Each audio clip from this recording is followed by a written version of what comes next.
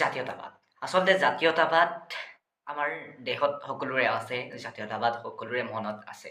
কিন্তু এই জাতীয়তাবাদ কোৰ্টৰ সন্মুখত কৰিব লাগে নে জাতীয়তাবাদ মনৰ ভিতৰত থাকিব লাগে নে এই জাতীয়তাবাদ ৰাজপথত হ'ব লাগে, সেয়া ওপৰত শৃংখল চলিহাদেৱে এক বিশেষ মন্তব্য আগবঢ়াইছে। বাঘজানত যি অগ্নিকাণ্ড সংঘটিত হৈছিলে, ONGCৰ বিষয়াই বেংগলোৰৰ পৰা আহিছিলে কোনোবা এজন বিষয়াই শৃংখল চলিহাক কিমান টকাৰ উপহাৰ দিছিলে, এই সকলোখিনি তথ্য সকলোখিনি কথা শৃংখল চলিহাই এখন মুকলি সভাত আগবঢ়াইছে, মুকলি সভাত বক্তব্য ৰাখিছে। এই বক্তব্যখিনিকে আপোনালোকক মই শুনাই ল'ব বিচাৰিছোঁ, এবাৰ শুনি চাওক। আমি ভাষাৰ কাৰণে যুঁজিবলগীয়া হৈছে, ভাষা আন্দোলনত বিদেশী যাব লাগে বুলি আমি যুঁজিবলগীয়া হৈছে, 855 জন শ্বহীদ হৈছে। কাণ এমালো বুলি যুঁজিবলগীয়া হৈছে, হাজাৰ হাজাৰ ল'ৰা পংগু হ'ল, 5টাকৈ ল'ৰা শ্বহীদ হ'ল। কিন্তু এই যুঁজখন চলি থাকিব নি? কথাটো হৈছে এই যুঁজখন সেই দিনালৈকে শেষ নহয় যোনদিনালৈকে আমাৰ ইয়াৰ খিলঞ্জীয়া মানুহে স্বাভিমানেৰে জীয়াই থাকিবলৈ নিশিকে। স্বাভিমানে জীয়াই থাকিবলৈ শিকিব লাগিব আৰু স্পষ্টকৈ কথাবিলাক ক'বলৈ শিকিব লাগিব। আৰু এনেকুৱা নেতৃত্বৰ হাতত কেতিয়াও আন্দোলন কৰিব নালাগে যি জনসাধাৰণক উচতাই জোল খাই 5টাকৈ ল'ৰা শ্বহীদ হোৱাৰ পিছত নাচ গানৰ নাটক কৰি কোনোবাই ৰাজনৈতিক দল খুলিলে, কোনোবা MLA হ'ল, কোনোবা মন্ত্ৰী হ'ল। এনেকুৱা ধৰণৰ আন্দোলনো হ'ব নালাগে আৰু এনেকুৱা ধৰণৰ আন্দোলনকাৰী নেতাক আপোনালোকে প্ৰশ্ৰয় দিব নালাগে। এইটো অসমৰ জনগণৰ ডাঙৰ ভুল। আমি এনেকুৱা ধৰণৰ আন্দোলনকাৰীক প্ৰশ্ৰয় দিব নালাগে। এতিয়ালৈকে চব প্ৰফুল্ল মহন্তৰ পৰা সৰ্বানন্দ সোণোৱাললৈকে সকলোৱে জাতিক গাদ্দাৰী কৰিছে, সকলোৱে জাতিক গাদ্দাৰী কৰিছে। যোনে যোনে জাতিৰ নামত আন্দোলন কৰি আহিলে সকলোৱে জাতিক গাদ্দাৰী কৰিছে আৰু গাদ্দাৰী কৰাৰ ফলস্বৰূপে জাতিটো কোঙা হৈছে, জাতিটো কোঙা হৈছে।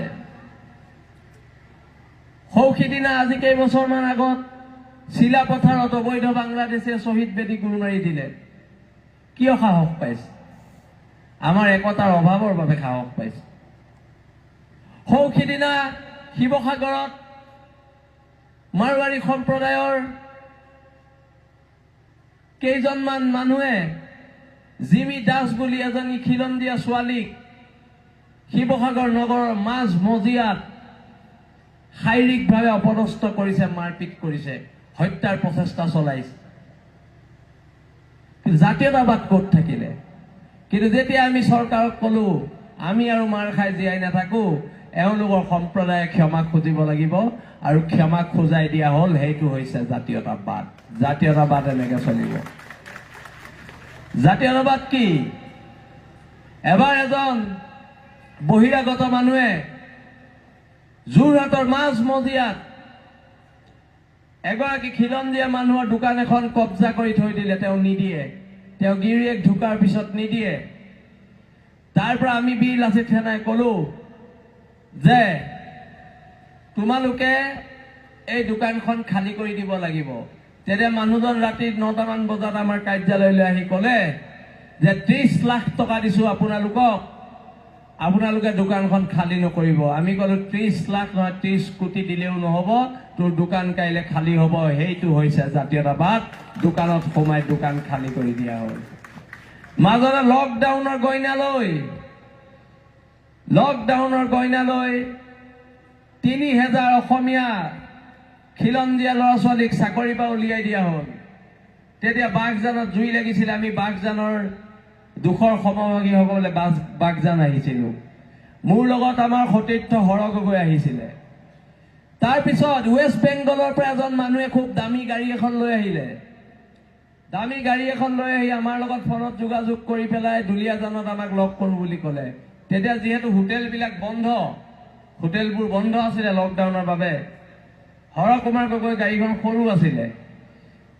তেতিয়া আমি ক'লো যে যি আলোচনা হয় আপোনাৰ গাড়ীতে হ'ব লাগিব, বেলেগতো জেগা নাই। যেতিয়া আলোচনা হ'ল তেওঁলোকে আমাক লগে লগে ক'লে আপোনালোকে সংগঠন কেনেকে চলায়। তেতিয়া আমি সুধিলো মানে আপুনি আমাক পইচা দিব লাগিছে। তেতিয়া তেওঁ ক'লে যে আপুনি 5 লাখ টকা লওক আৰু এই বিষয়টোত আপোনালোক নুসুমাব। তেতিয়া লগে লগে গাড়ীৰ ভিতৰত কোৱা হ'ল এতিয়াই যদি লেপটপ খুলি ৩,০০০ অসমীয়া ল'ৰা ছোৱালীক চাকৰি নিদিয় তই গৈ ৱেষ্ট বেংগল নেপাবিগে সেইটো বিল আছে থানা ৱৰ্ড লগে লগে লেপটপ খুলি ৩,০০০ অসমীয়া ল'ৰাক চাকৰি দিছে সেইটো হৈছে জাতীয়তাবাদ কোৰ্টৰ আগত বহি ধৰ্ণা দি কৰা জাতীয়তাবাদে অন্তত অসমীয়া জাতিক শোভা নেপায় ১৭ বাৰ মোগল পৰাস্ত কৰা আমি জাতি ১৭ বাৰ মোগল পৰাস্ত কৰা জাতি এটাই কোৰ্টৰ মুখত বহি ধৰ্ণা দি থাকিলে অন্তত সহ্য বিজয় মহিয়ানী জাতিটোক অন্য জাতিয়ে ক'ব যে অসমীয়া মানুহখিনি অসমৰ খিলঞ্জীয়া মানুহৰ বৰ্তমান কি হৈছে প্ৰশ্নবোৰ তাত সেইকাৰণে আমি কৈছোঁ সংগ্ৰাম ৰাজপথত সংগ্ৰাম এইটো কাৰণে ৰাজপথৰ সংগ্ৰামে উত্তৰ দিব ত্যাগে উত্তৰ দিব তেজে উত্তৰ দিব ঘামে উত্তৰ দিব নাটকবাজিয়ে উত্তৰ নিদিয়ে ত্যাগ তেজ আৰু ঘামে উত্তৰ দিব পুলিচৰ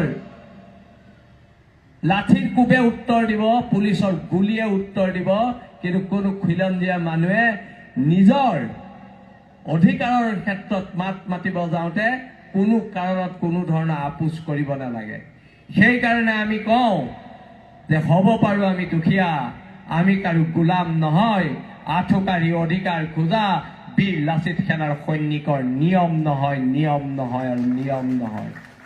আজি গৰ্বৰে ক'ব পাৰোঁ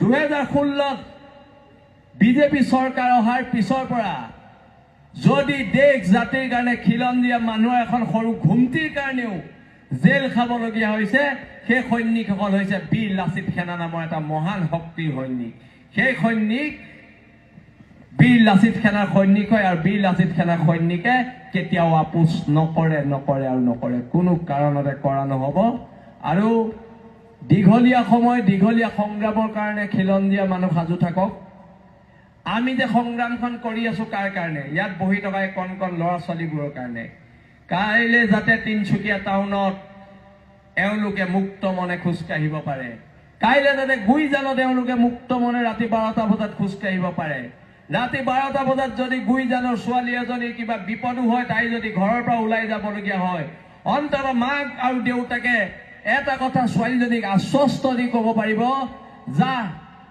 তহঁতৰ ৰাস্তাত একো নহয় বীৰ লাচিত সেনাৰ দাদাগীতা আছে তহঁতক কোনোবাই কিবা ৰঙা চকু দেখুৱালে ৰঙা চকু কাঢ়ি অনা হ'ব এই ধৰণৰ বিপ্লৱ হ'ব আমি আপোনালোকৰ সাহস হ'ব বিচাৰোঁ আমি খিলঞ্জীয়া মানুহৰ সাহস হৈ জীয়াই থাকিব বিচাৰোঁ আৰু বহুতো বক্তা আছে মই বেছি নকওঁ আমনিও পাইছে চাগে আৰু অনাগত দিনত এখন ঐক্যবদ্ধ সংগ্ৰাম হ'ব আৰু এই সংগ্ৰাম ঢোলটো বচোৱাৰ সংগ্ৰাম এই সংগ্ৰাম পেপাটো বচোৱাৰ সংগ্ৰাম এই সংগ্ৰাম আমাৰ মৈদামগীতা বচোৱাৰ সংগ্ৰাম এই সংগ্ৰাম আমাৰ বিহু বচোৱাৰ সংগ্ৰাম এই সংগ্ৰাম আমাৰ হেংদাং বচোৱাৰ সংগ্ৰাম এই সংগ্ৰাম যিদৰে ব্ৰহ্মপুত্ৰ নদীৰ গতিক কোনেও ৰুদ্ধ কৰিব নোৱাৰে বীৰ লাচিত সেনাৰ এই গতিকো কোনো চৰকাৰে ৰুদ্ধ কৰিব নোৱাৰে ইয়াকে কৈ মোৰ চমু বক্তব্য সামৰণি মাৰিলোঁ ধন্যবাদ জয় আই অসম।